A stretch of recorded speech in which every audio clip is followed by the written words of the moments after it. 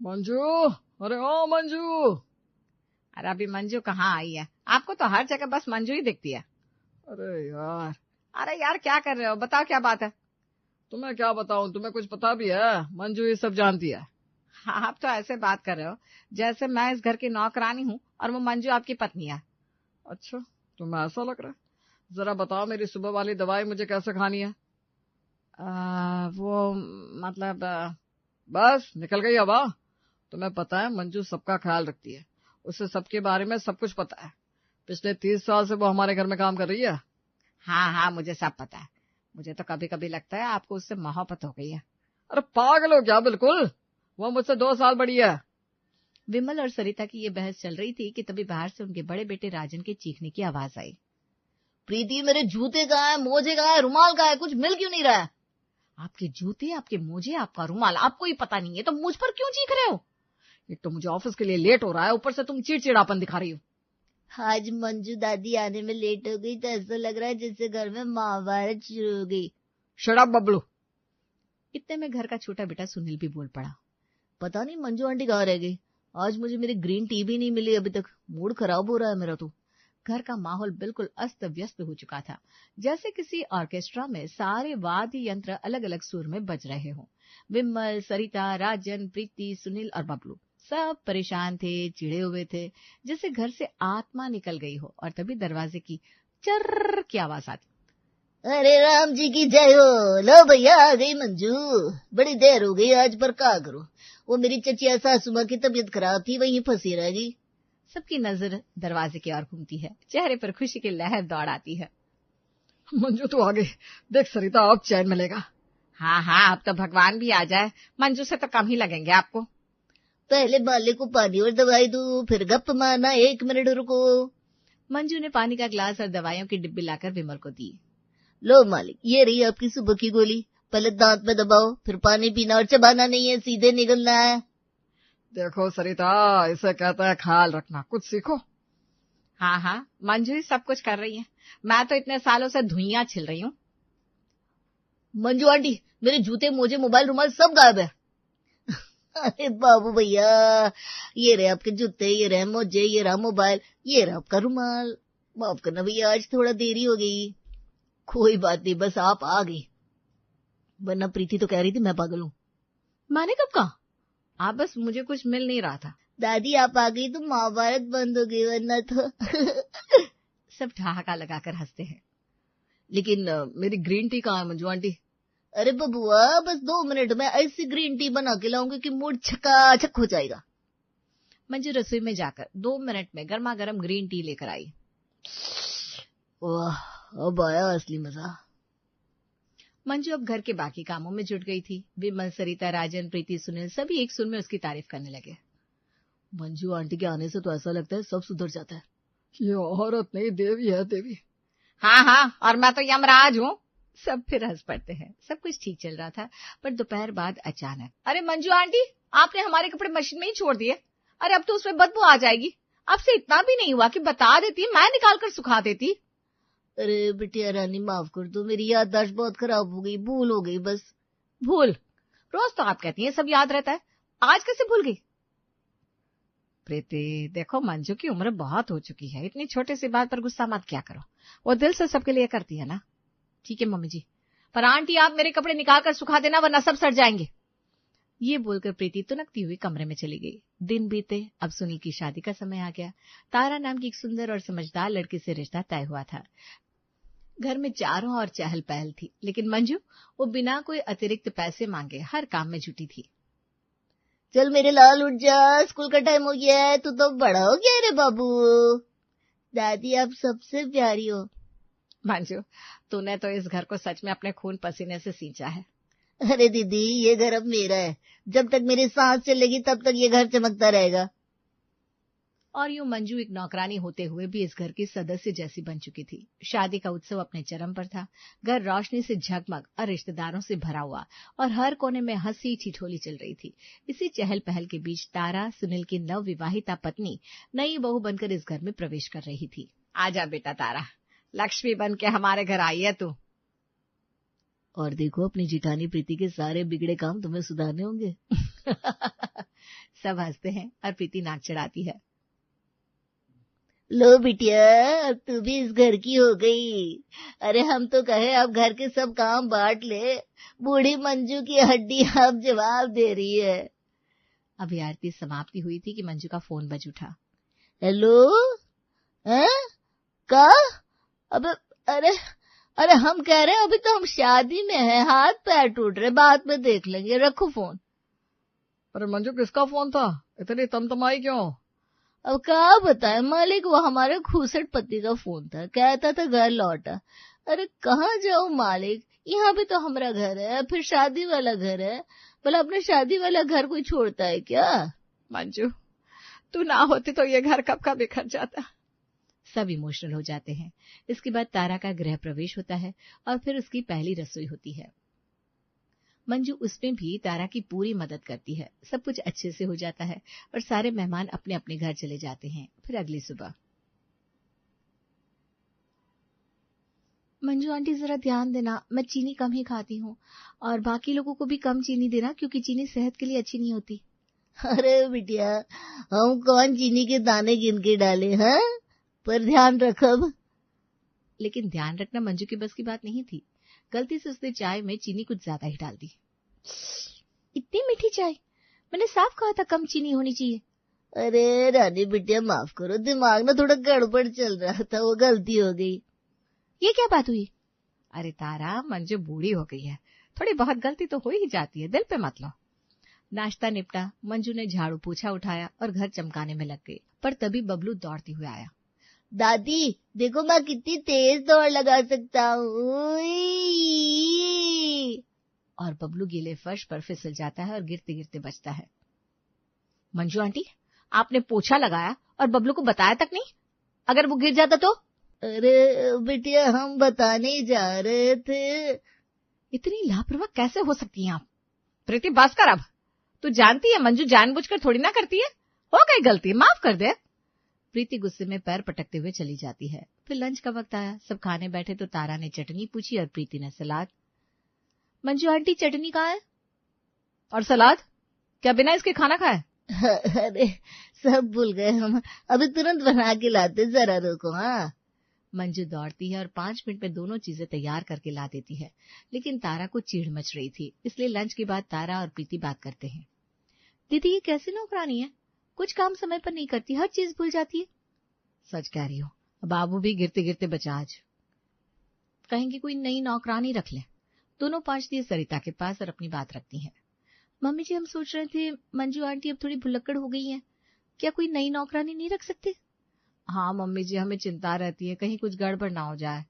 नहीं, मंजू सिर्फ नौकरानी नहीं है, वो हमारे परिवार की सदस्य है। इस घर की नींव में उसका पसीना है, नई नौकरानी की कोई जरूरत नहीं है। पर मम्मी जी, पर कुछ नहीं तारा, तुम्हें अभी यहाँ आए हुए 2 दिन नहीं हुए और तुम मंजू को यहाँ से निकालने की बात कर रही हो, ऐसा सोचना भी मत। सरिता की डांट सुनने के बाद तारा और प्रीति चुपचाप अपने कमरे की ओर लौट गई। फिर अगले दिन सुबह, मंजू आंटी, मेरी वो गुलाबी सिल्क वाली साड़ी है ना, उसे जरा प्रेस कर दीजिए, आज पहननी है। अरे बिटिया, वो जो दहेज वाली, माँ बढ़िया है, अभी कर देते हैं।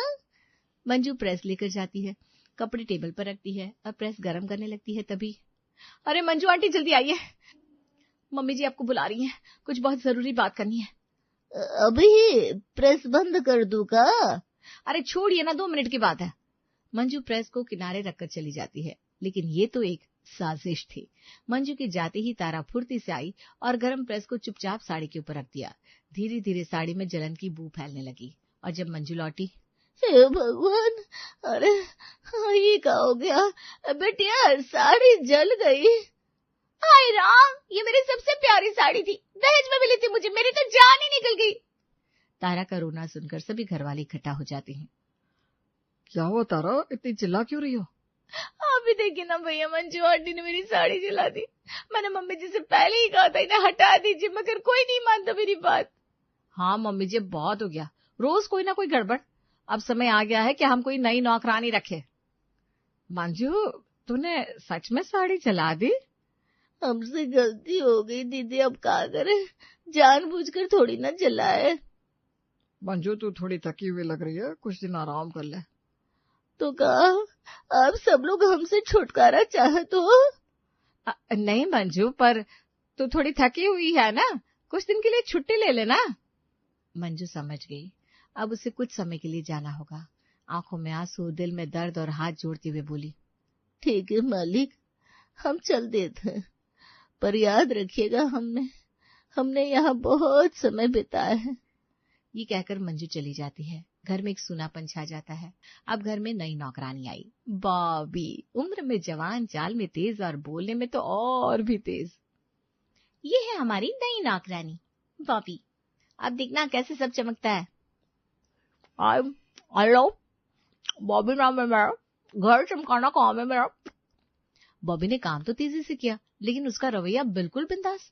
वो हर बात में पैसे की बात करती, और पुराने जमाने की भावनाओं से तो उसका कोई वास्ता ही ना था। अरे ये क्या, ना चटनी है, ना सलाद, ना चार। बॉबी, ये सब कहाँ है? मम्मी चाय जी, मेरे को ना खाना बनाने को कहा गया था, चटनी वटनी की कोई बात ही नहीं हुई। बकवास मत करो, चटनी तो खाने का हिस्सा है, जाओ बनाओ। ओ हेलो, मिक्सर दिखाओ पहले, वरना कैसे बनाएगी? हमारी पुरानी नौकरानी तो सिलबट्टे पर बना देती थी। तो बनवा लो उसे। सिलबट्टा फिलबट्टा यूज नहीं करते हम, मिक्सर चाहिए, वरना रहने दो। सभी एक दूसरे का मुंह देखने लगे और फिर उसे मिक्सर दिया गया। फिर अगली सुबह, बॉबी जरा बबलू को तैयार कर दो स्कूल के लिए। व्हाट? मैं बच्चे को तैयार करेगी? और नो, मेरी ड्यूटी नहीं आया। ये घर का काम है बॉबी। घर का हो या बाहर का, एक्स्ट्रा काम के एक्स्ट्रा पैसे होते हैं, ऐसे काम नहीं करेगी मैं। प्रीति हैरान, उसे मन ही मन मंजू की याद सताने लगती है। ठीक है, रहने दो, मैं खुद ही कर लूंगी। अरे बॉबी, जरा बाहर जाकर मेरे लिए चिप्स का पैकेट तो ले आओ। मैं नौकरानी है, डिलीवरी गर्ल नहीं। अगर ये भी कराना तो पगार बढ़ाओ। चलो। क्या? ऐसी बातें तो मंजू आंटी कभी नहीं करती थी। मैं मंजू नहीं है, बॉबी है, बॉबी। तारा भी चुप रह गई। धीरे धीरे बॉबी को 2 हफ्ते हो चुके थे, मगर घर में किसी से उसका जुड़ाव नहीं था। एक दिन, बॉबी जरा विमल जी को दवा दे देना। दवा? मैं क्यों दवा? मैं क्या जानू कौन सी दवा लेते हैं, आप उनकी पत्नी हो, आप दीजिए। बस अब सहन नहीं होता, मंजू की याद हर बार आती है। जब तुम जैसे बोलती हो ना, वो कभी मैं नहीं करेगी नहीं कहती थी। सच कहो विमल, मंजू की कमी हर कोने में महसूस हो रही है। वो सिर्फ काम वाली नहीं थी, वो तो इस घर की आत्मा थी। तो बुलाओ ना उन्हें, कब मना किया है? वो मर मर के काम करेगी, आप लोग एंजॉय करना। एक दोपहर थके हारे राजन और सुनील बाहर से घर लौटे। हाय राम, क्या मीटिंग थी, दिमाग ही चूर चूर हो गया। हाँ भाई, अगर अभी एक गिलास ठंडा पानी मिल जाए तो जान में जान आए। तभी दोनों की नजर बॉबी पर पड़ी, जो कूलर के सामने पांव फैलाकर बैठी थी। बॉबी, पानी मांगना पड़ेगा क्या? पानी मांग लो ना अच्छे से, मैं कोई भगवान नहीं जो दिल की बात सुनेगी। क्या 2 आदमी बाहर से तपती धूप में लौटे हैं और तुमसे पानी मांगना पड़े? तो मैं कोई जादू करनी नहीं है जो बिना कहे पानी लिया। और सुनिए, दिल की बात सुनने के लिए आपकी बीवी बैठी है ना, उनसे कहिए, मैं बस काम वाली है, घर वाली नहीं है। राजन और सुनील का चेहरा तमतमा गया। तभी तारा और प्रीति वहां आ गई। राजन, छोड़ो ना, ये बहुत बदतमीज है, इससे कुछ भी कहना बेकार है। कुछ दिन ऐसे ही निकल गए। फिर आया प्रीति का जन्मदिन। एक दिन पहले ही बॉबी को बता दिया गया, बॉबी कल प्रीति का जन्मदिन है, जरा अच्छे से सब तैयारी करना। तो मैं क्या करेगी? मेरे लिए तो हर दिन एक जैसा है, मैं जैसे हर दिन आती वैसी आएगी। सरिता और प्रीति हैरान रह जाती हैं पर कुछ नहीं कहती। अगले दिन सब तैयारियों में लगे थे, लेकिन बॉबी गायब थी। अरे बॉबी कहाँ हो, आज तो तुम्हें जल्दी आना था। मेरे पति को हल्का बुखार हो गया है, आज नहीं आएगी मैं। मैंने तुम्हें कल ही बताया था कि मेरा बर्थडे है। तो इसी मेरे को क्या, आप लोगों ने मेरे को खरीदा नहीं है, नौकरानी है, गुलाम नहीं है। पति बीमार है, मैं उसके साथ रहेगी ना। बॉबी के इस बर्ताव से प्रीति का दिल टूट गया। वो रोने लगी। मम्मी जी, अगर आज मंजू आंटी होती तो वो अपना सब छोड़कर मेरे लिए आ जाती। हाँ, मंजू होती तो ये दिन कुछ और ही होता। मुझे भी मंजू की बहुत याद आ रही है। दीदी, आपको नहीं लगता हमें मंजू आंटी को वापस बुला लेना चाहिए? हाँ बिल्कुल, बुला लो ना उन्हें, अभी के अभी। विमल ने मंजू को फोन करके बुलाया। 1 घंटे बाद दरवाजे की घंटी बजी और जैसे ही दरवाजा खुला, वहां खड़ी थी मंजू, अपने पुराने अंदाज में, माथे पर पल्लू, चेहरे पर मुस्कान और आंखों में अपनापन।